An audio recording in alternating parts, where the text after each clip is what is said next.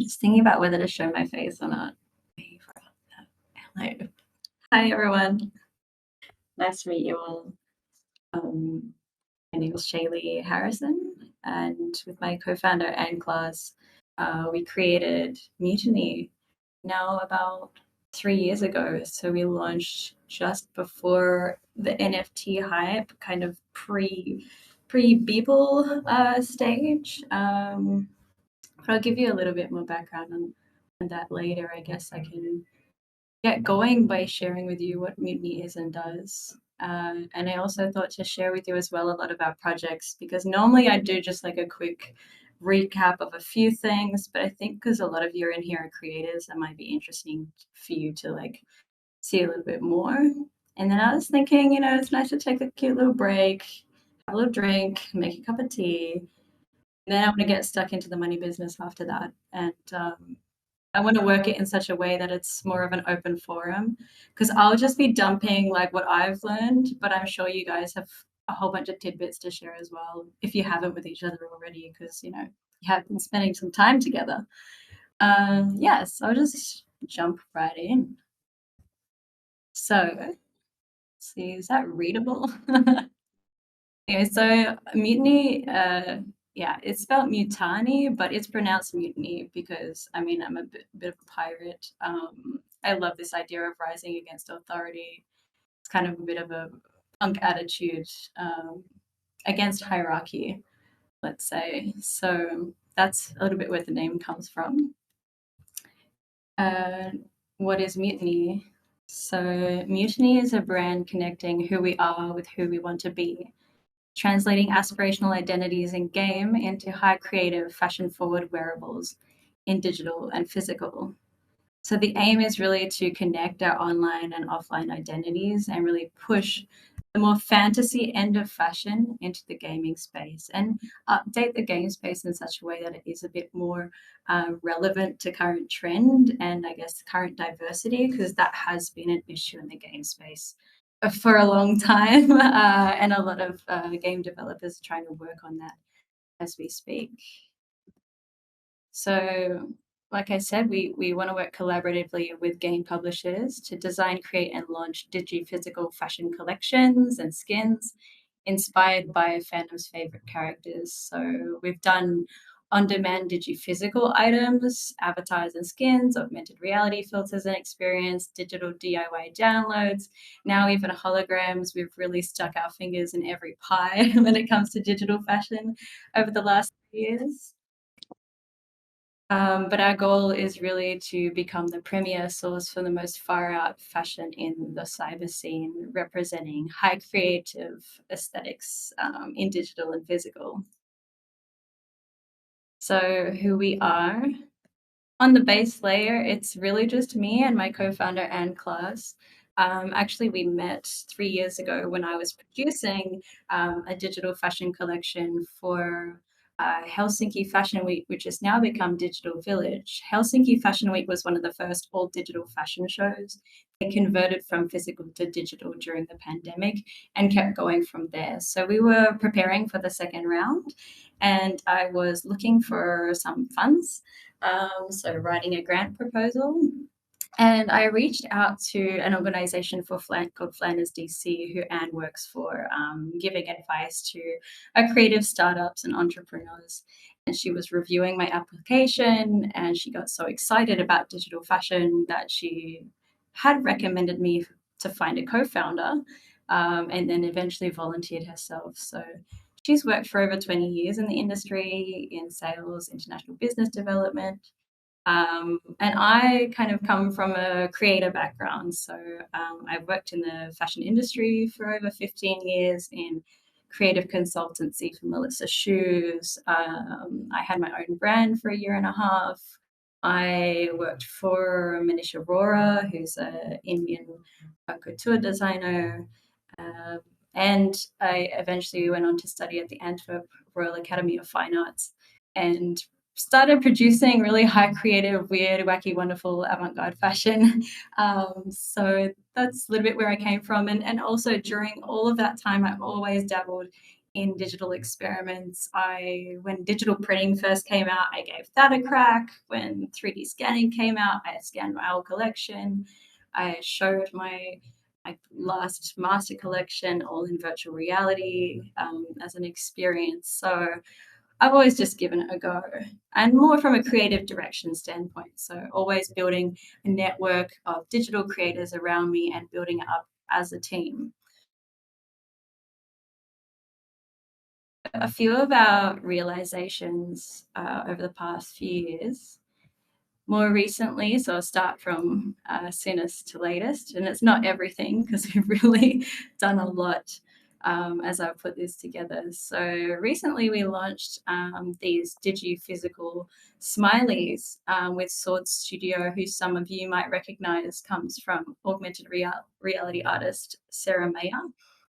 We launched this on the Bentley Shopify app, which is quite cool. It uses the Shopify user interface, but it has like a blockchain and NFT backend, which only requires an email.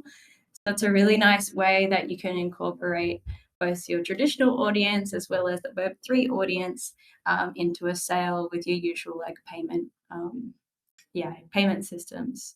So for this sale, which is still running, you get these 3D printed keychains on a display station, and then you scan in the icon in augmented reality, and then you unlock an augmented reality experience.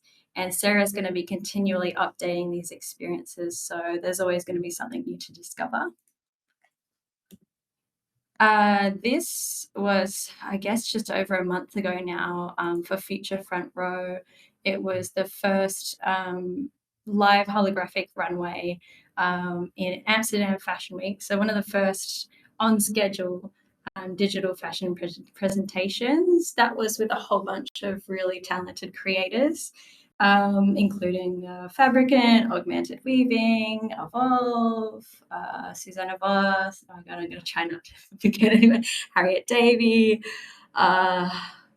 Yeah, sorry if I miss anyone, but I'm just prattling off.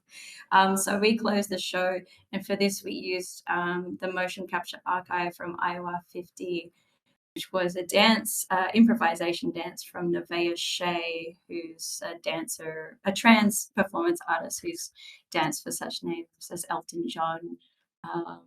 And so we also created 3 silhouettes, which is my design work. I am a bit of a guinea pig for a lot of these things. And yeah, so this had an amazing reception, and I would love to see this again in future.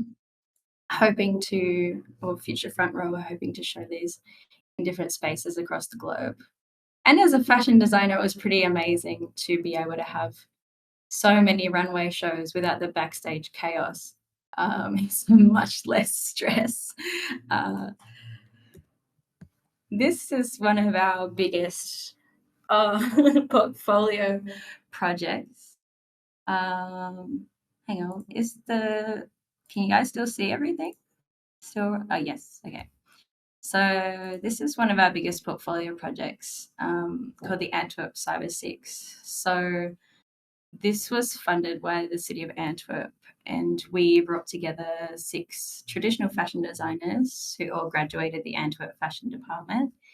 And we translated those silhouettes, so these are all real silhouettes, into characters, into gamified characters and character introduction animations, all with custom sound, animation. We've created an entire world. And of course, all the designers wanted to add extra magical things like horns and weapons and God knows what. So it was a really amazing project to build on. It took us, I would say, about 8 months to build. And it's really, a big portfolio project that we put together. So it's now in the Berlin Fashion Film Festival finalists and the Shaded View of Fashion Fashion Film Festival. I don't know if the sound is late.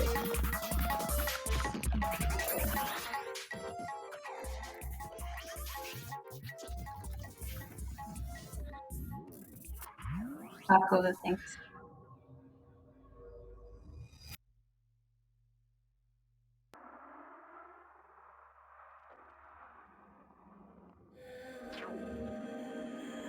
The last one was Brandon Webb. This is Flora Miranda.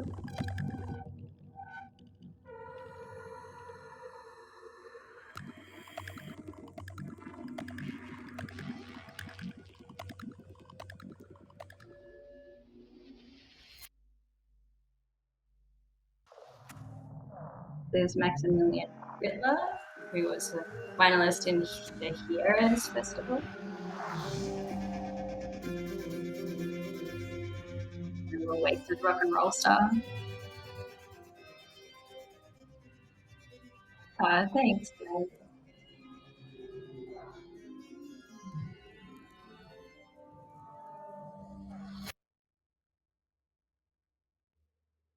This is Nadav Perelman.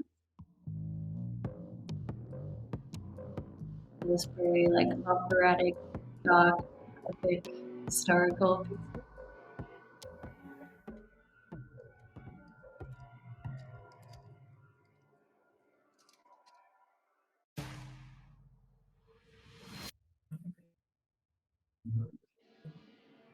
This is mine. She likes the glitter.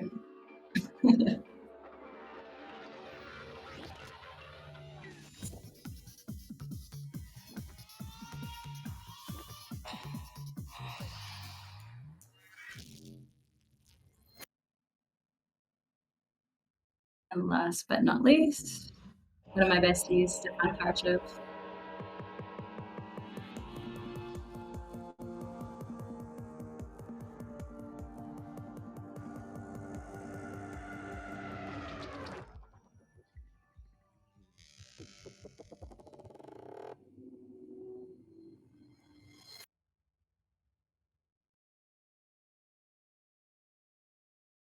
Yeah, so that was a mental project we put together. Just trying to change slides, but it doesn't seem to be working. Oh no. 1 second. I'm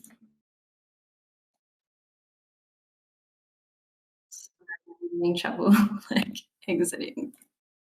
Back.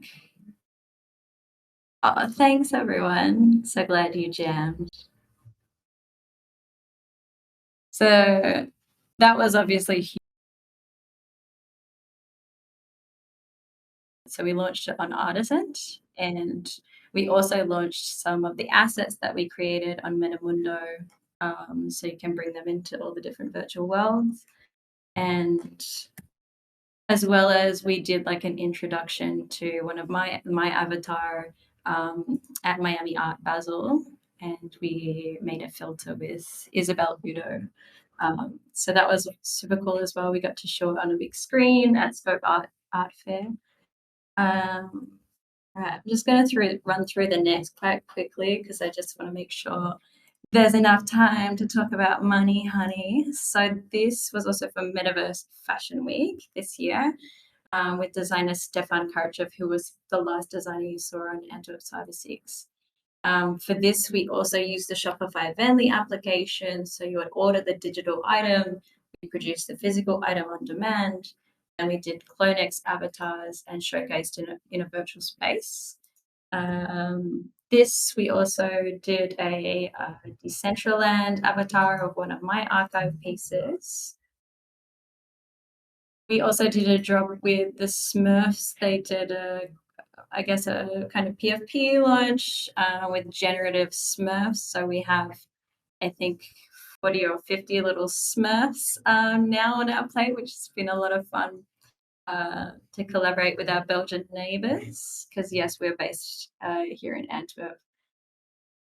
This is one of the avatars we created with Manel El Jamal, who created a like VRM avatar of this sea creature, which we also launched on Metamundo, and is wearing as well one of my archive pieces, which was for Crypto Fashion Week. We did a sale for this on Dress X with the wearable AR filter. Early on, we also did a launch on Jevels, which is a digital fashion, like jewelry specific platform. Also, some of my archive pieces, Phygital Piece, which is the glasses, a brooch, and a septum piercing. So, those are all kind of Snapchat wearables as well. And then we have again Stefan Karchev. I keep reeling him in because he's one of my best friends and he's totally happy to experiment with us. But this was kind of one of the first drops that we did on Dematerialized. So you also got wearables in a virtual space called Sansar. And there we had a VR party in a kind of spaceship. And it was like a whole bunch of fun. Stefan live DJ'd and everyone was just jamming. We even had some journalists in there, which was like super funny. But yeah, it was a fun little VR party we had. We also did a phygital one of one too. So we again did the production on demand model with the digital item. And that's it here. So you can see it here on the left in Sansa being one, blurred out our bio for sneaky reasons. But yeah, this was a really fun first drop for us. Yeah, so that's a little bit our jam. There is a whole lot more on the cards and in the backlog, but I just wanted to share with you a few of the things like that we've tried over time because we have tested a lot of the different platforms and a lot of the different outputs. So I have racked up a lot of, I guess, knowledge in that arena on in what way each platform works and for what purposes different outcomes are good for, as well as like the digital pipelines. So if you guys have any questions about, I guess, the work specifically, now would be the time to do it. But otherwise, if you want, we can take a quick little break and we can jump into the money making part of the workshop. All right. I'll give you guys, let's say, 5 minutes. I can answer your questions in the chat. I'm going to drink a big glass of water and then we'll go on, yeah?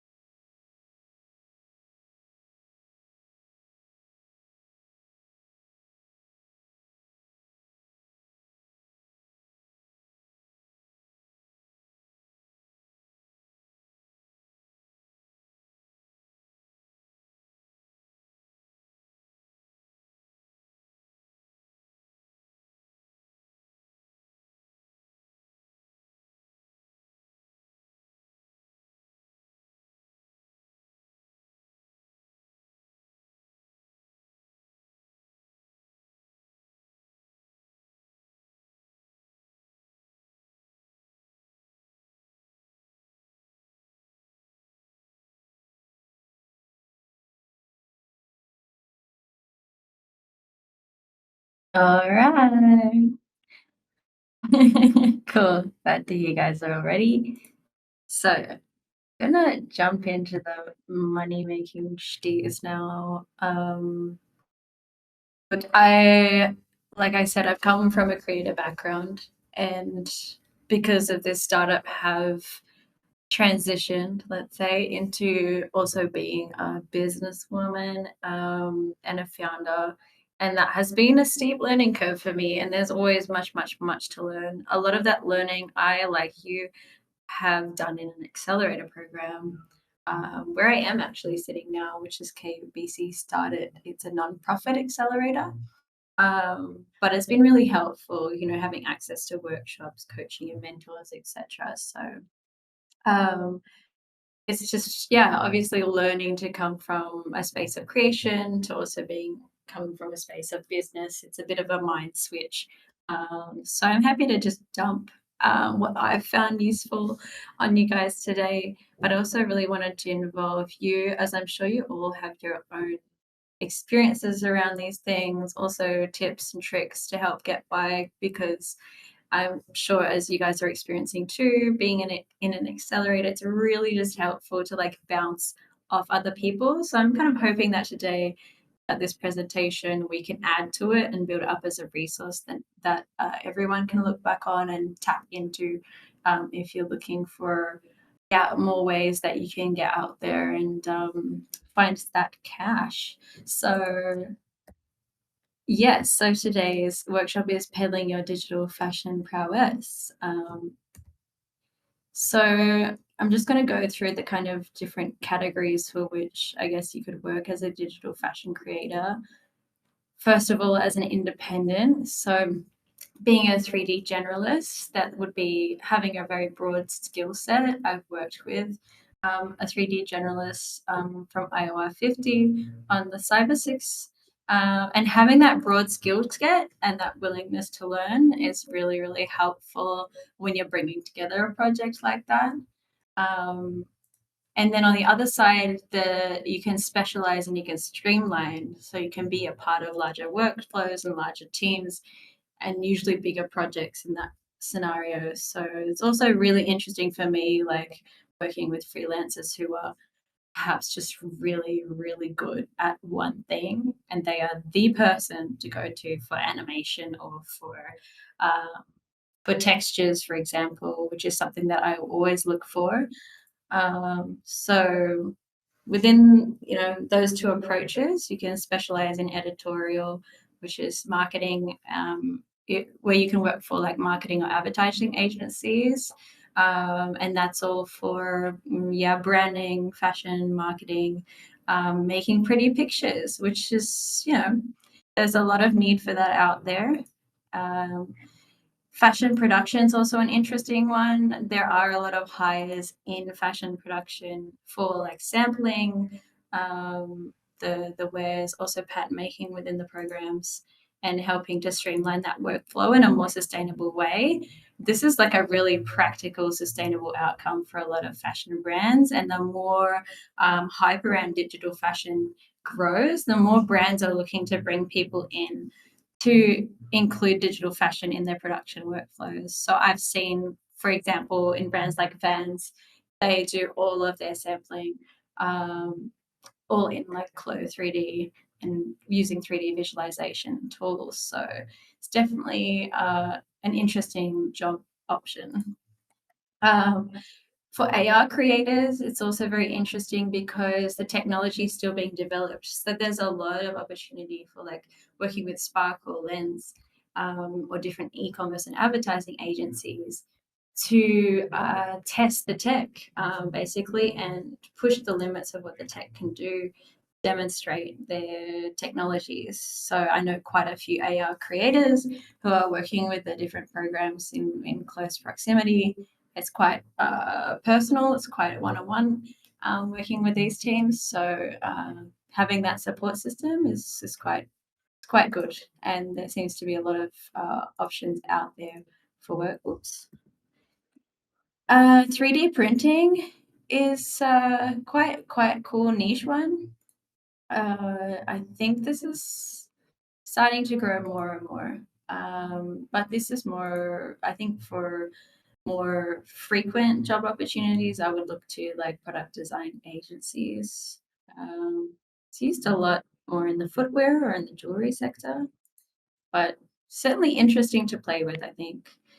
And then, of course, development of skins. So for the open world platforms that any of you can just jump into and list stuff online, but also with game development agencies. So if you wanted to learn a specific workflow for a specific game and get really good at it, then I think that would be very interesting to jump in on for any agency producing for those specific worlds. For example, becoming a really specialized Decentraland avatar creator or a VRM avatar creator, or if you're rigging Unreal Engine based skins, that could be interesting as well. So here's a few ideas for like how to find this type of work as an independent. So um, a lot of people I look for are on ArtStation for kind of quick cash jobs and things like that. I look at CG Trader, Sketchfab. Personally, I don't look a lot on Behance, but I think for the more graphic oriented or the editorial stuff, this could be a good place. And Fiverr also, if you want some quick turnaround and cash grabs, could be interesting. Of course, you must have a portfolio so that you can reach out. I keep mine to about 21 pages and I just make sure it's on my drive and I can link it any old time. You can also become an ambassador for platforms, like I said, within the AR. That's quite easy to manage, but also for like Flow 3D or Browseware, or these emerging digital fashion platforms, I think they're always looking for ways that they can represent themselves as a brand with creators. You can also get involved with startups. I listed here La La Land AI, but there are a lot of startups working on like the tech, but that involve 3D fashion. La La Land, they create AI models, but they're using Flow 3D to place the garments on the AI models. So interesting to experiment there and work with startups on how to progress with the technology. You can pitch for classes and workshops. I mean, like I am now, but there are a lot of universities very interested in this topic. So I just reach out and see if there's interest there. I mean, some universities are more progressive than others, but most of them are willing to dip a toe in the water. So I would definitely give it a go. And yeah, you can also work for agencies. So Browhouse is a really notable one. Those girls are great. Studio PMS, Gotoma Lab. I just listed a few that I thought were making really great work. Playar Studios, one based here in Belgium. It's an AR studio. But yeah, if you dig around, there's a lot of agencies. So if you get in touch, they might be willing to represent you and send work your way. So for asset and skin sales, you can try CG Trader, Sketchfab. Unreal Engine has a marketplace. You can sell packages on Daz 3D.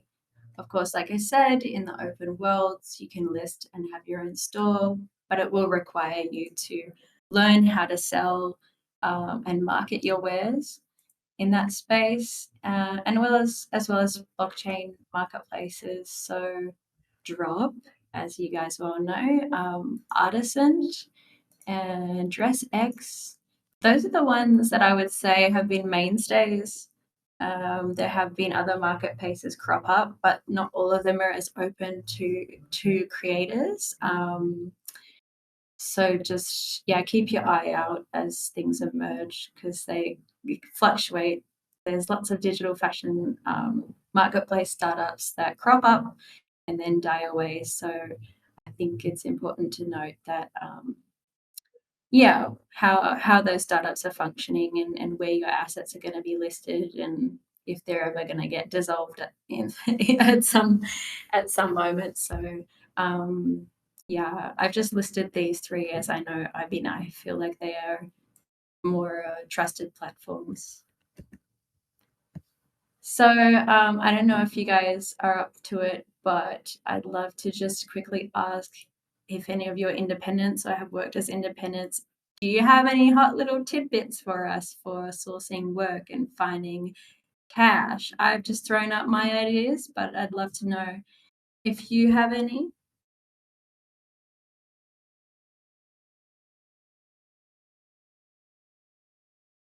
No? All right, fine. If you're gonna be mysterious, I'll move on. So you can also launch as a company, so as an agency or a brand. For that, I do recommend finding a business partner. This has been hugely helpful for me.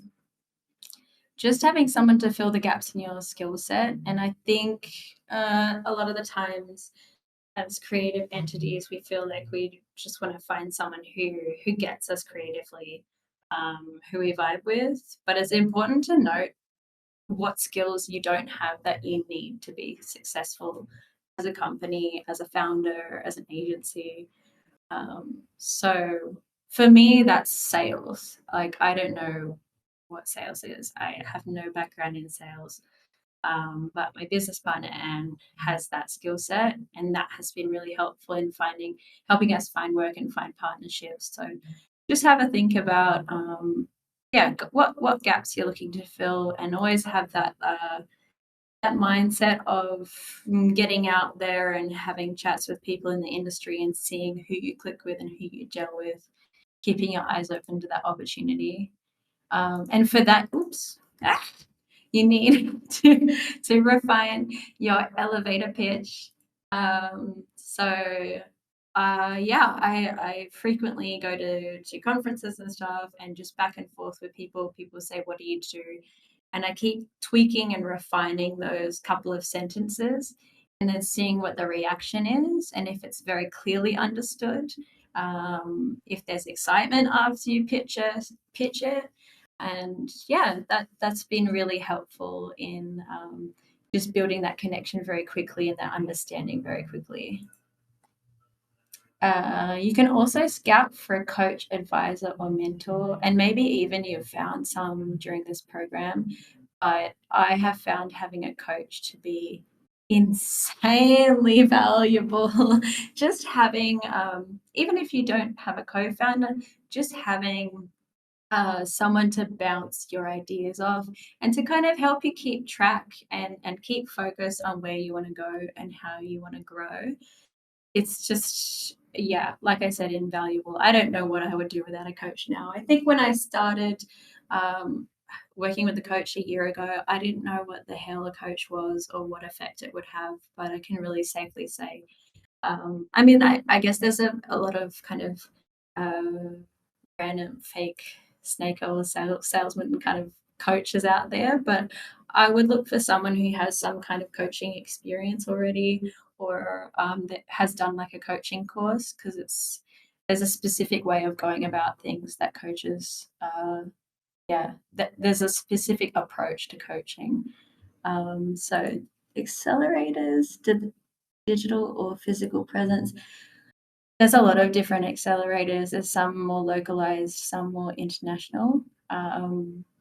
And I'll get to that in a sec.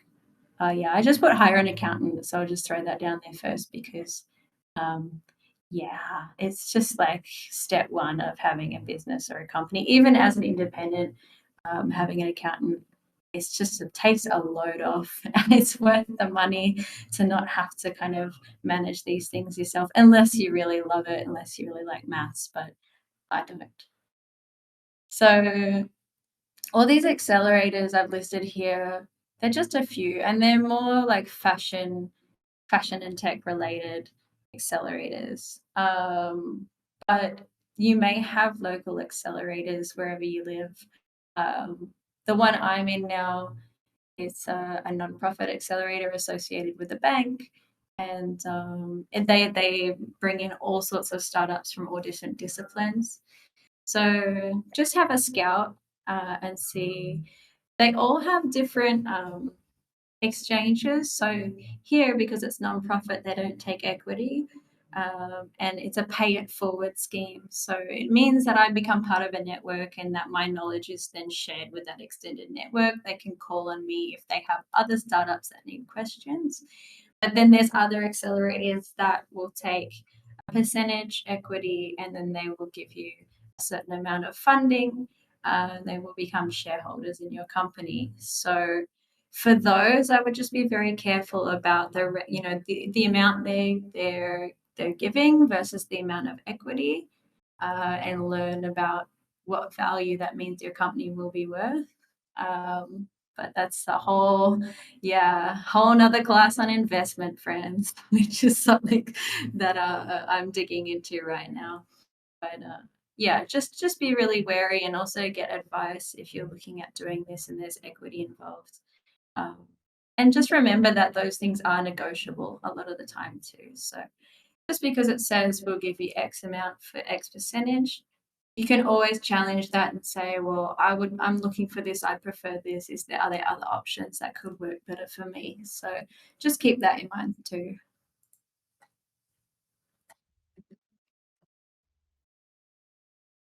Did anyone have any questions on that? Sorry, while I'm on the topic.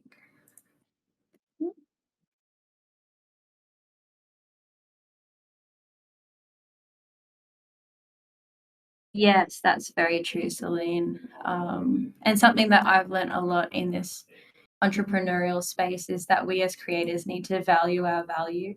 What we have as creative people is something that a lot of those business entities cannot do themselves.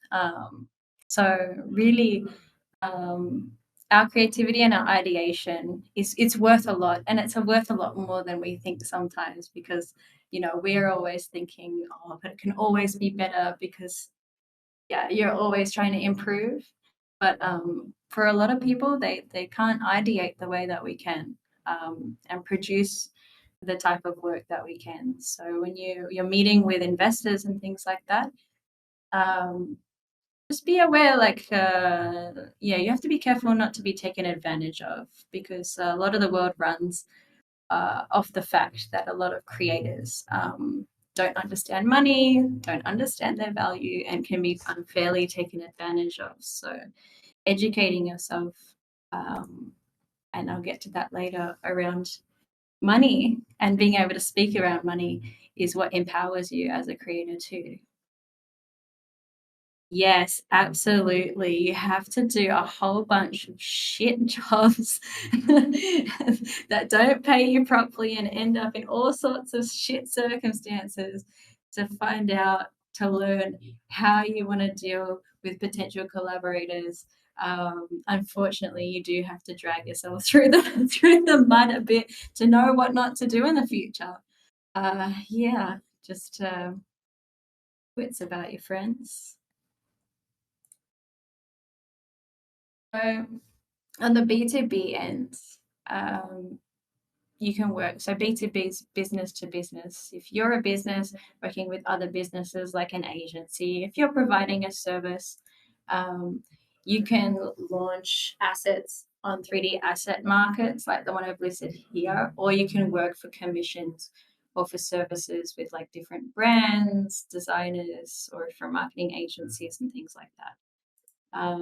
Or if you're working B2C, that's a little bit more difficult because then you have to really learn how to market yourself to an audience. So B2C is business to customer.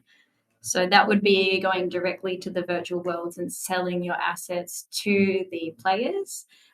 Also on the blockchain platform, selling them to the Web3 enthusiasts. 010 and Dress X do sales for augmented reality filters with that audience. And you can also do the digi-physical through traditional channels, or like we've done the digi-physical through blockchain channels.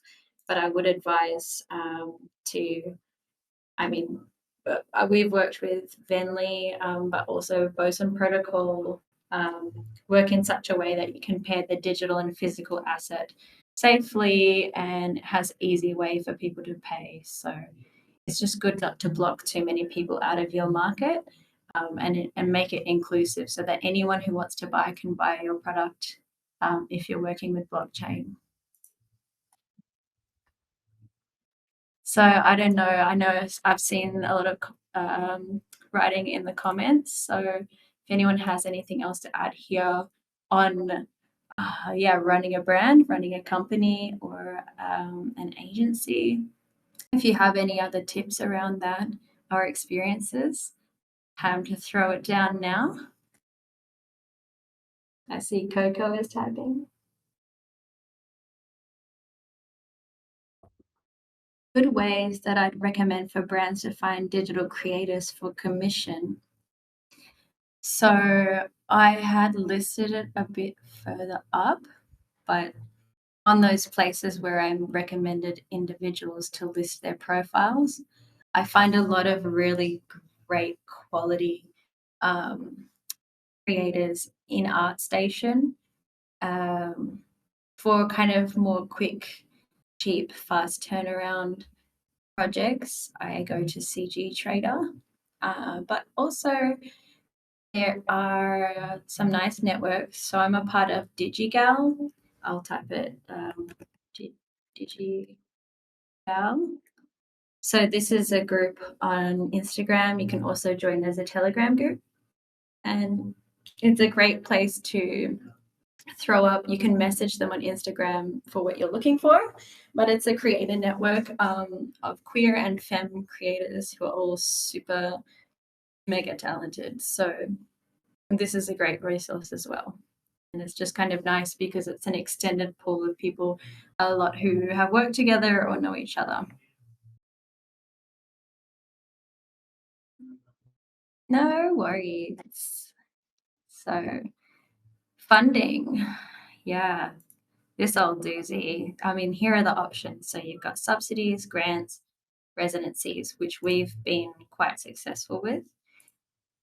You can do pre-orders. So if you want to launch a project and you want it funded by your immediate network, you can offer them perks for certain funding tiers. It's a good option to get things off the ground quickly, and same with crowdfunding. And you can do that in a traditional format or via NFTs. It just depends on how big your NFT community is. Um, you can also look for a loan, friends, family, or the bank. Uh, yeah, but investors are also an option, and that is working with, for example, smart money. Like if you want to bring in someone who is also going to work actively with you on the company, for usually a kind of smaller sum, I guess around 100 grand, 150 grand ish. Um, anything upwards of that, maybe you want to look for a shareholder. All right. Yeah, silent partner is also good. I mean, these are people who invest, but they don't participate. They won't have as much of an active say as an active smart money partner. But to find that kind of partner, then you really just need to start pitching and start networking and putting yourself out there as much as possible. So I'm going to throw down what I know on subsidies because that's something I know well about. So we've essentially survived our subsidies from different organizations here in Flanders, and sometimes we also apply for funds from the EU. But I'm sure wherever you are, there will be local options as well as statewide or countrywide options as well. So I had to practice writing a lot before I got anywhere. So I definitely got turned down on a lot of applications. It's a specific way of writing that you have to learn. So it's good to try, test, look for examples. And I always get feedback from one or two different parties to see if I can refine the writing. And I always contact someone from the program coordinators because in that way they already have a feeling for you and who you are, and often having that that recognition does give you some level of preference or some level of ease when they go to make the selections. The project should usually contribute to the greater community or the greater industry. So you always have to frame it less around what you want to achieve for your brand and your games, but frame it in the picture of I'm contributing to sustainable development in my industry through growing tech in my industry or through benefiting diverse communities in this way. So it's always more of a holistic view than a personal view.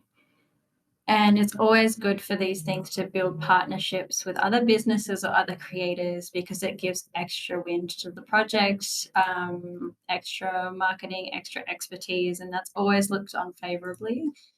And it generates exposure as well. So it's also good for the call to know that you're going to give their call exposure, you're going to make them look good. So creating an opportunity to make it visible in the community. So to note on those, a lot of the times they will ask a percentage of your own contribution, 25% sometimes, but that can also be your value, your time, your office space. So it's not necessarily hard cash value. It can also just be your input. So it's good to be aware that you can include that.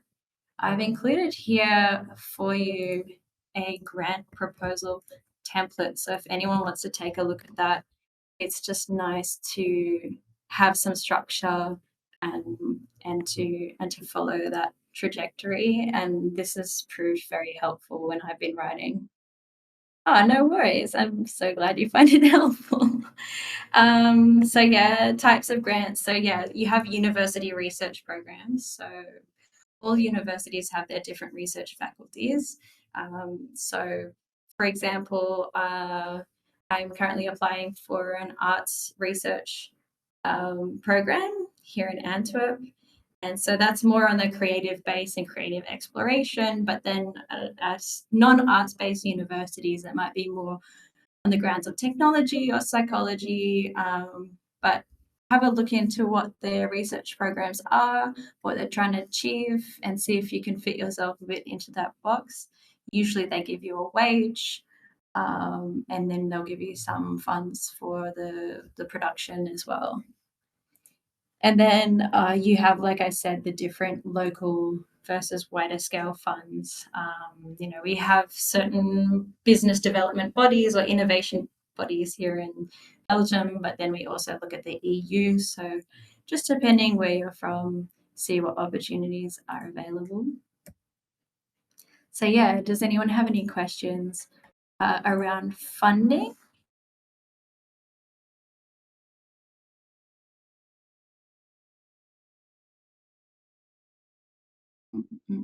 No?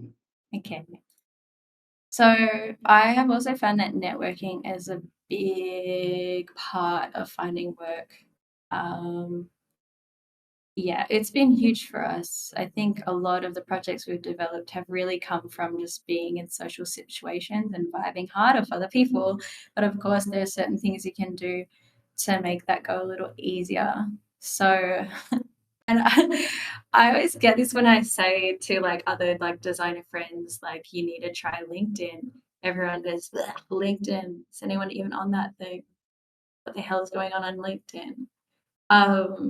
But a lot of the people with the cash to burn are more or less hanging out on LinkedIn.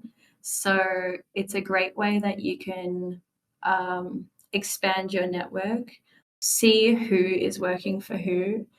For example, if you want to work for a specific brand or company, you can look through the list of people working, say, this person's in charge of partnerships, message them directly. I think also a lot of the time we shoot ourselves in the foot a bit as creators and we think, but why would they talk to me? Like, I'm just a humble little creator. But a lot of the time, and I've been totally surprised, people are really willing to have a chat. So I just wrote here, don't doubt, just reach out, just go for it. Just ignore that voice that says, but they probably don't, because you don't know. Just give it a shot. Um, And for that, you need to prepare a pitch, like a couple of lines on what you do. A one pager can also be helpful if you're emailing. It's just like a one. I have here an example of a one page I'm just going to share with you. It's a really dry one, so I'm sure you guys can make one much more beautiful. But it's just something you can send that very clearly explains who you are, what you do, what you're after. And yeah, I mean, this one's more from like a startup or a company, so it's a bit more for the purpose of investment. But if you're looking for projects, you would angle it differently. You wouldn't be including like, I don't know, what investment you're looking for and things like that. You can reframe it, but you get the basic idea.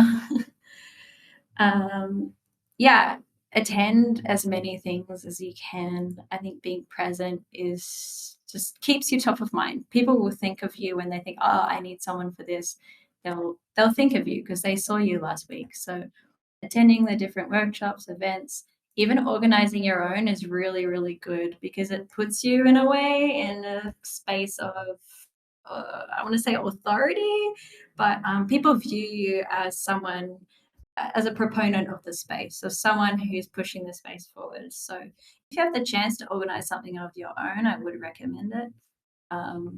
This is fun to bring everyone together.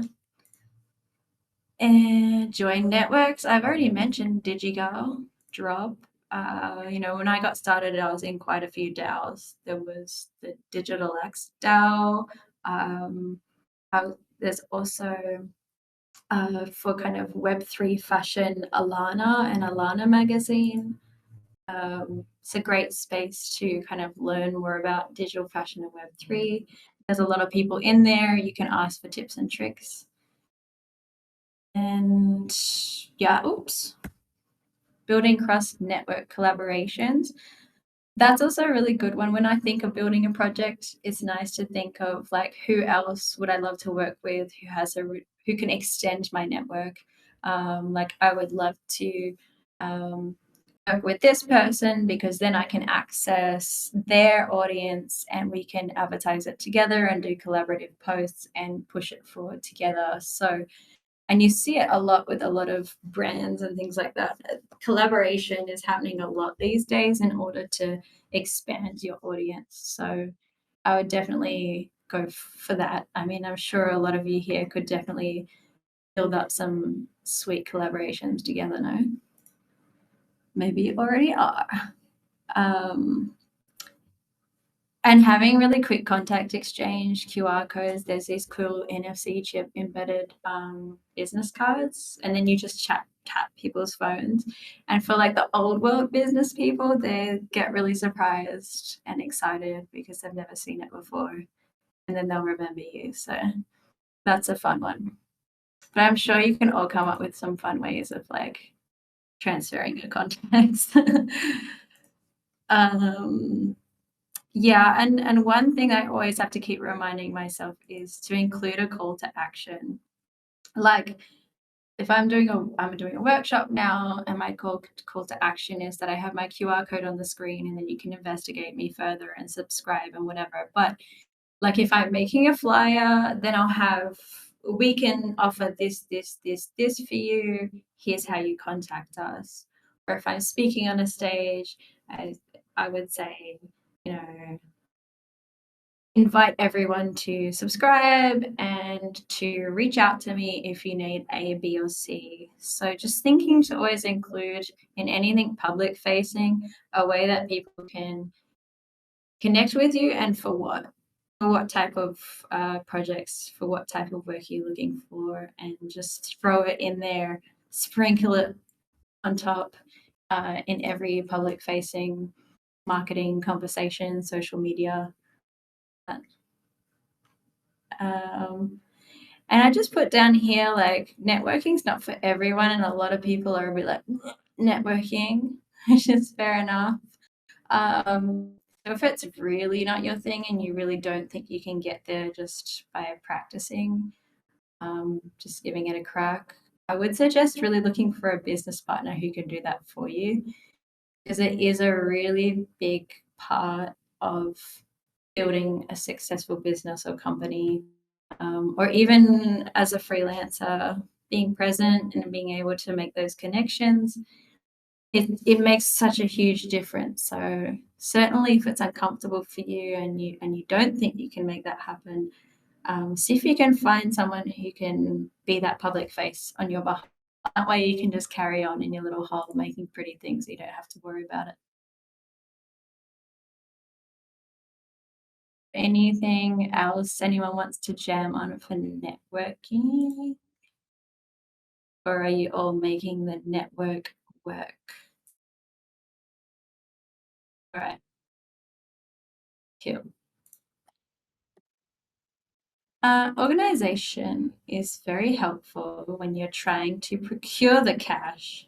Um, so when you've got jobs on the run, I found it really important with invoicing to get details up front, invoice up front, and get a percentage deposit.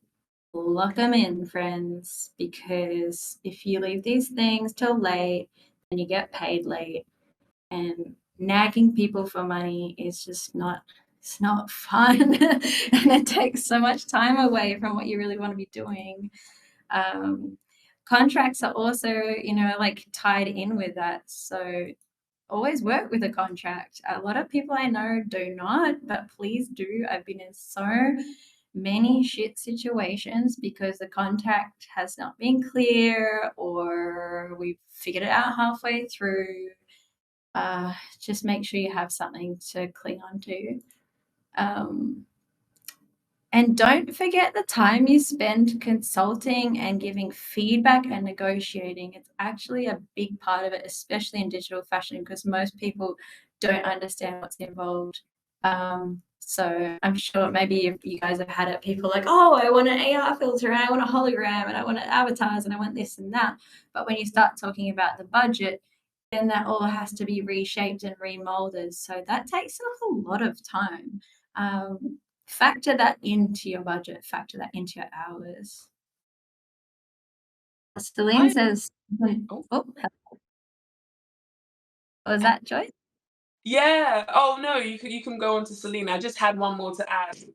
Yeah, I was go thinking for about it. IP, intellectual property. If you're doing a Mm, contract and there's a small print that says this style of, I don't know, 3D modeling is now is owned by the company. If you're not mm, careful and you now do another project outside the company, they could sue you because of that style being taken away and not being acknowledged in the fine print. that's so true. There's been so many projects I've done where, because it's also not usual that you transfer files to whoever's commissioning the project. But for some reason, there's an expectation that you give the. So it's important to include in the contract the file transfer if they want the files, or if you are keeping the files. And if you're transferring the files, usually that should incur a fee, usually like a percentage of the budget, because it's in the end, your skills and your work. It is your property. It's usually your property. Um, and so it's important to make those things clear when you start contracts. So that's absolutely important, Joyce. Making sure we know whose IP is whose and who's owning the files in the end. Because that can get really messy if that's not defined as well. Yeah, I think Celine's saying that too. I want the original files, and most of them say just send me the files, and then you send them, and then they say, but actually I can't do anything with these files. And there's a big gap in understanding too, because a lot of people don't understand what you need to do to reach the files for different purposes. So it's so important to make sure with the client or whoever's on the other end that you know exactly what they need the files for, and calculate how much time it will take to repackage them or to at least prepare the workflow so that it makes sense for the outcome. But yeah, it seems like this topic is interesting one for a lot of people. Just check what Celine said here. You can totally interpret how the company client reacts to contracts and deposits to predict how the communication is going to go. So true. If you get this stuff out of the way in the beginning, you can make a pretty good call on whether you even want to go through with it or not, because it will get messy there and then, and you can save yourself a lot of time for sure. It's a very quick indicator of whether you want to deal with these people or not. Hang on, what is this? Rubik's Cube popcorn? Okay, I'm not so aware of what that was in reference to, but I've got to use all the prioritize projects and learn to say no. Because I think sometimes as creators, as artists, we think, oh, amazing, they want to work with me. But I think similar to like weeding people out with contracts, it's important to know what types of projects you do want to work on and what types you do, and to maintain some sense of focus is really helpful. And that also plays into if you're doing projects for exposure, you really want to weigh your input versus the output. How much of your time is going to be spent on this and how much exposure is it going to get you in return? And you can also include that in your contracts with any partners. How many posts are they going to do? How many Discord announcements are they going to do? Are they going to do collaborative posts? Are they going to be resharing everything? You need to supply them all the appropriate tags and copy. Are they going to do a press release on you? Are they going to do a newsletter on you? So if you're doing collaborative work, it's really good to, again, from the beginning, try and flesh out if you're doing something for free or for exposure, what is that exposure going to look like? Because you can get to the end of a project for exposure and they really do not drive the project in the way that you expect. So it's good to have those expectations up front. And I'm just going to share with you guys too. I made a lead management template. So I keep track of all my leads and I kind of prioritize them as well. So I know who to which one to spend the most time on the most energy, what the follow-ups are, but also what is the exchange, the values, whether that's exposure or monetary. So if you want, go ahead and use this. You'll see in the top left corner, I've got here high, medium, and low. And you can just type those numbers in the stages using Google Drive, Google Sheets, and that. I know a lot of people who use Notion. I forget all the other ones. Can be a bit of a learning curve. But I know a lot of artists use Notion for like visual tracking and visual presentation. Celine writes everything in a notebook and then transfers to digital. I do too. I use a bullet journal because I find writing things down does stick it in the mind easier. Obsidian. Okay, that's a new one. Very interesting. Do I have any advice on how to find the right pay rate and project rate? Oof. I mean, a lot of the time, we give ourselves an hourly rate or a day rate. And I think that also depends on your skill level. But I would suggest to talk to as many fellow creators as possible and see what they're charging, how they're charging, because then I think you'll get a good ballpark figure yourself correctly compared to what other creators are working with. Yes, Janie says having a set price list and details of what you will not do before starting work is so useful. Yes, because I mean it's always the first thing that someone will ask. They'll be like, "I want this and this and this. What's the budget?" And that's always a bit hard to work out. So I think having a price list already up front is going to be a quick way also to weed out those that aren't willing to pay. But yeah, definitely a good idea. Thanks, Janie. You got 4 hearts on that one. Woo. This is a bit of a steamy topic for you all. Oh, 5 hearts. All right. Set price list, everyone. Lock it in.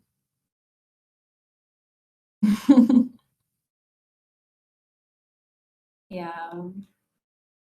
I think also worth to mention that everything is always negotiable. So if you have a set price list, but you're sharing that with, I guess, a nice, juicy potential collaborator, and you would be up for something a little bit more of an exchange, maybe come down on price and come up on promotion, that could also be an option. So maybe also just to keep that in mind if they're not willing. Yeah, for sure. It's always a bit of a feeling, isn't it? So, like we're all doing today, I've got here a slide on learning because it's just nonstop. I'm sure you guys are just constantly just create what's in your head, but on top of that, I think, like I've said, a lot of the power that you can take as a creator is in learning about how to handle money, how to talk about money, and how to network, all of these topics that I've just gone over. So knowing that just gives you more of an ability. So I've got here, I mean, there's a lot of workshops and online courses. LinkedIn has a lot of reputable courses. Also learning about budgeting, so that you can make some strong calculations if there's like a big project with a lot of different stages. Being able to create a budget for yourself so that you know how to factor in your time efficiently versus what you're being paid. And being able to talk about money in general. I think it's hard for a lot of people to just even like raise it as a topic. It's very hard to just approach a potential partner and say, I think I'm worth more, please give me more money. There's certain tact around the topic that needs to be made. And that's why I've kind of put here this book, Never Split the Difference, which I've read recently, which has been a lifesaver when it comes to negotiation. Learning to negotiate, it's quite psychological in a way. Um, and there's a lot of great tips and tricks in here that will really help you when you're getting down to those conversations with potential partners. Um, Even there's like this trick in there called the magic email, which I tried. So apparently, if you're being ghosted by uh, a client or partner, you can just write an email saying, "Have you given up on this project?" And it really has magic miracle effects because I had this recently. I tried it, and after kind of 2 months of being ghosted, I got a phone call immediately. So anyway, there's a lot of like wacko psychology tricks, like that you can um, try out with your clients. But never split the difference. I highly recommend. Barefoot Investor. Just started reading, but it's just kind of base level how to deal with your finances, whether on a personal or a business level. Just learning about how to handle money, how to be more efficient with money. Nothing too complex, but a really good starting point. If you're not into reading, I've got here, there's audiobooks on Audible, but I am a sneaky pirate and I get mine for free on bagofaudio.com.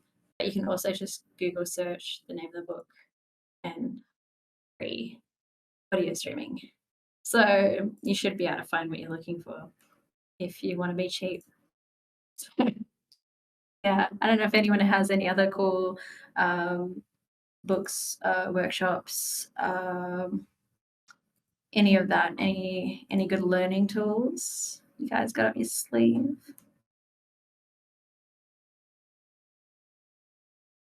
No. I wanted to just like put it out to you guys. Um, so I've just kind of thrown everything on the table. But is there anything that I'd love to hear from actually each and every one of you, whether it's in the voice chat or in the chat? What are your key takeaways from this workshop? Has anything really stuck with you? Is there something that you really want to take on for the future?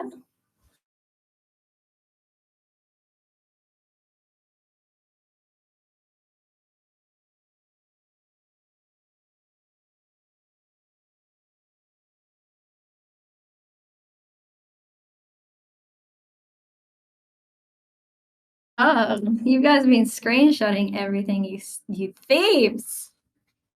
Nah, I mean, I made it so guys could use it as a reference, so no worries. I mean, I know they're recording it, but maybe I can also share the slide text for you if you wanna reference anything.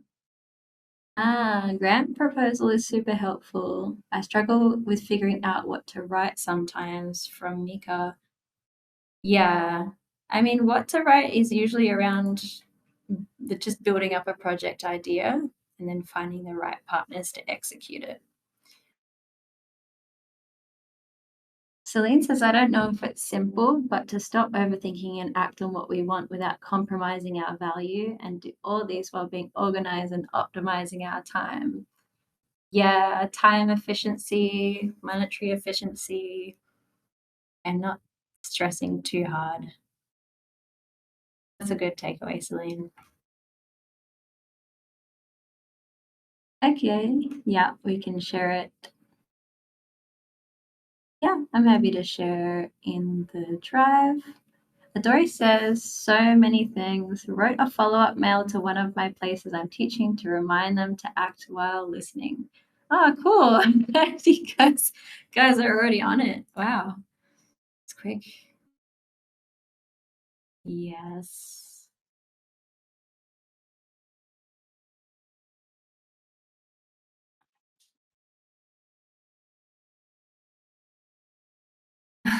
Janie also says, same, just reached out to an AWOL client. Yeah, the magic email. Let's see what happens. And I'm blown away by the variety of ways to network and the opportunities that exist. I feel like I've been living under a rock. You make everything feel less scary. Oh, I'm so glad. Yeah, go ahead and buy that book. I also get my books secondhand a lot. If you're in the EU, I get them on Vinted, just because, I don't want to consume more than necessary. So if anyone's in that area, you can usually find some books on secondhand apps too. But yeah, I mean that's also the takeaway I've had learning to be an entrepreneur is that a lot of the blocks I have are coming from me, and there's actually a lot of opportunities. It just means that we have to dig in and figure it out. Oh, Joyce says the future of fashion is definitely digital. You proved that today. Amazing work. Oh, you guys. Thank you. I'm just so glad I could be of help. Um, I haven't done so many workshops, so I just really wanted to make sure that it had some practical takeaways um, for you all. And I'm very much looking forward to see what you guys are all building and exhibiting soon. Um, if no one else has any more key takeaways, you're welcome to throw up any extra questions.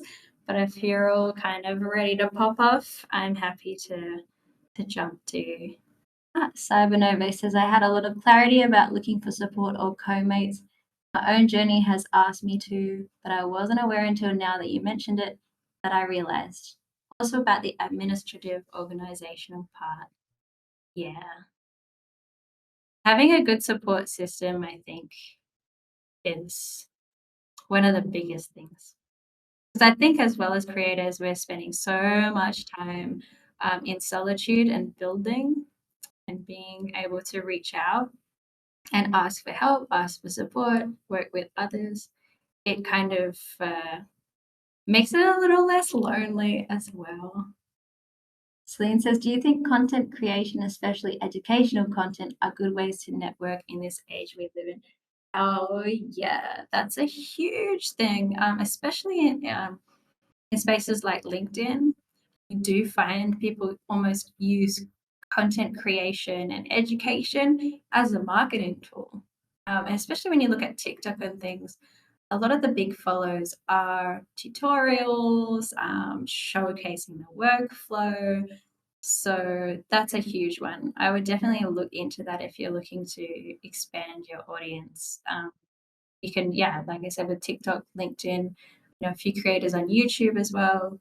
So just being consistent with that, you will very likely attract some interested parties. Kay says, what are your personal pros and cons of working as a team? Um, my teams have changed with every project. Well, I have certain freelancers I tap into for certain outcomes. So a lot of my cons are around communication. A lot of the freelancers I work with that I keep working with have strong communication, just really direct with feedback, questioning, lots of good feedback calls, and a very efficient turnaround. So for me, that's what I look for. Cons are when things aren't very clearly identified, changes and explained well. Yeah, confusion caused through bad communication is a big con, and that can be on the client end too. So that's where the contracts and these things really help. 10 minutes left. Oh. Marcella says, this was so helpful. Follow your work for a while, and today was amazing to see a very transparent point of view from someone that's in the industry. I'm glad you found it helpful as well. Yes, I try to keep it transparent. Celine says, how do you navigate collaborating with different teams, especially when it comes to trust? What steps did you have to take to become more flexible or resilient in that aspect? I think, it goes both ways. There's certain parties I trust, but they also have to trust me. And at times when I have people I'm working with on the other end saying things like, I'm stressed out, this is really difficult. You can, if you feel that you're working with other parties that are starting to feel stress or anxiety around the project, I found it important for me just as a creative director or project manager to really create a space for empathy as well, because sometimes I think there's a lot of like we're just trying to get things done, but just making sure you factor in that everyone is a person and has a life as well. And that also includes owning my shit, and also owning my own emotions and not projecting also on the people that I'm working with.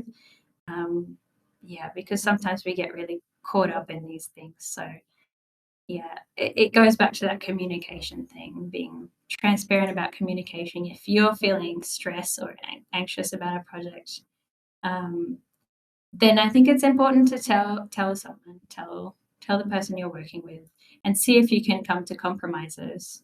I've always tried to be as flexible as I can to people's personal state of mind and personal life, because I think that's more important.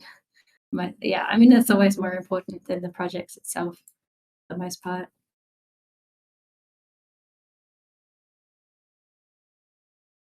Yeah. No, any last questions or comments? Just love. Oh, thanks, guys. I'm just really happy that you all managed to find something in this today, and you're all very welcome to reach out if you have any other questions, or if there's anything I reference in the slides that you want to kind of dig into deeper. You're more than welcome. I think you've only got oh, is it 1 week left of the residency? If so, welcome to shoot me an email and we can follow up there. But yeah, I can also share the presentation so that you can look at the references. Thanks all for joining and happy creating. I hope you all make lots of money. You're very Thank you welcome. very, very much for the session. Thank you very much. I think that was absolutely fantastic. I heard what you said about sharing the Drive files the presentation via Drive, and I can Mhm. coordinate that if you can shoot it to me via email after the class. Thank you Yeah, very, very much once do again. that. No problem. Bye, everyone. And Thank all the you, best and of luck bye-bye, to you. everyone. Hope you all become filthy rich.